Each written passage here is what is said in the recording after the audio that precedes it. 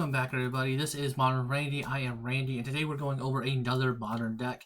This is kind of a blast from the past, essentially. Here, in a latest top 32 or 32 challenge, we had an Infect deck actually make 11th place in that challenge, and so I kind of wanted to go over Infect because I think it is weirdly, oddly well positioned in the format right now, thanks to a couple different card choices and a couple different cards.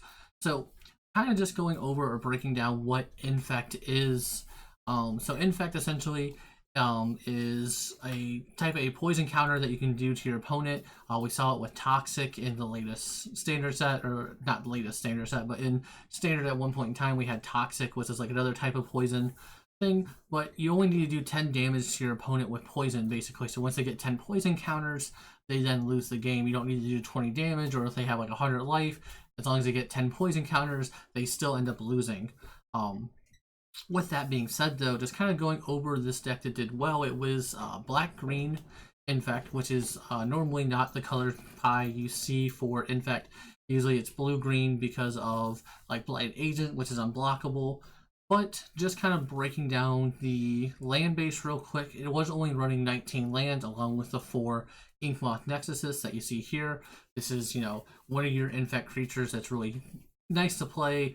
It dodges like sorcery speed removal and board wipes. It also is a land in addition, so it's kind of one of those weird things.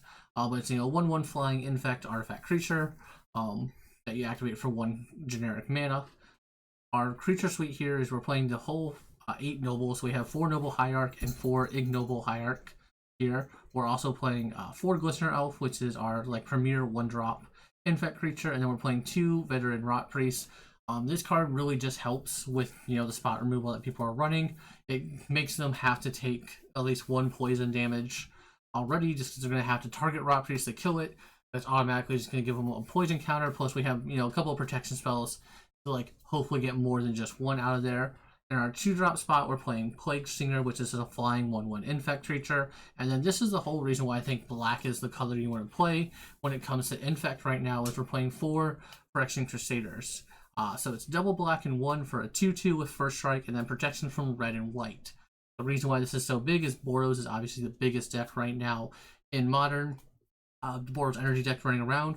Boros Energy is notably red and white. We have protection from red and white, so it means we get to attack freely through them. We don't have to worry about them blocking in any way, shape, or form. We get to dodge all their removal. Same thing with most of the removal that's running around right now in Modern is red base removal, like the damage removal, or white with Solitude. So again, we just get to dodge all these type of effects. So it's just like really the best creature you can be playing right now if you're trying to play Infect. And then notably, we have our like 1/2 combo for pump kill spells. Here we have 4 scale up, so it just makes your creature base power 6/4. Notably, they keep the infectability; it doesn't get rid of anything like that. So we change our first striking 2/2 pro white pro red into a first striking 6/4 protection from red and white. And then we also are playing Might of Old Karoza, which gives you +2/+2 into the end of your turn, but if you cast this spell during your main phase, that creature gets +4/+4 instead until the end of turn. So 4 + 6 is 10.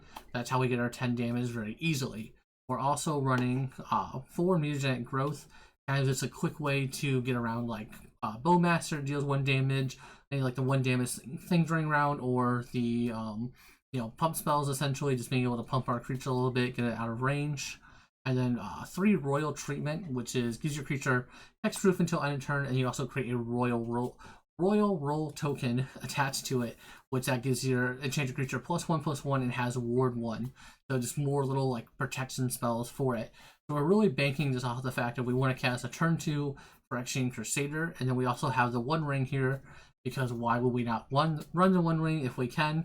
This just lets us net so much card advantage. That's kind of like the biggest problem Infect's always had, is you kind of have to mulligan weirdly because you need to have Infect creature plus some pump spells plus lands to like have that all the little trifecta fit together and have everything you need. The 1 ring now kind of helps stabilize against that, where you would run out of cards, or like you like kill your one or 2 creatures you had, and then you're just kind of floundering. Now the 1 ring lets you draw into more spells, get your creatures back out, still be able to win the game type situation. Definitely just kind of a very lean deck as a whole. you see here, this is something that I've always enjoyed. I've always enjoyed Infect. I've registered Infect way more than any person ever should register Infect in Modern.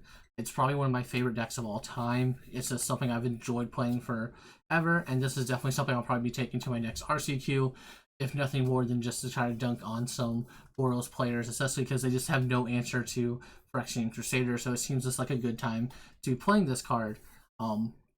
But as a whole, like, there's nothing too special about this other than that.